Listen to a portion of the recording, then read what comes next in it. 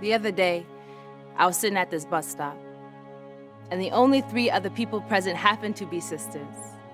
Each and every one of us rocking our natural hair, braids, locks, and afros, nature's queen supreme. Which got me thinking. Within my mother's lifetime, it was considered unprofessional, unseemly to wear our natural hair in professional workspaces.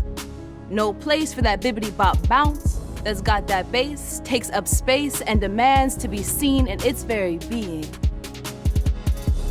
See, I'm a high school teacher, so I let my babies know that the way our roots refuse to obey the supposed laws of gravity is a distinct feature to who we naturally are.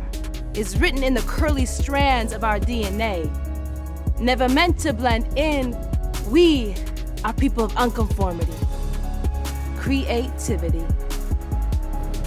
Big hair, don't care, silky smooth and baby hair, afro puffs, twist out, and bantu knots. Girl, how you get that curl to pop? I let them know that I am nature homegrown, switched from the chemicals to the all-natural, regrown and reformed in all its glory, crown of kink and curly, that no Hollywood movie or beauty magazine can ever take away from me.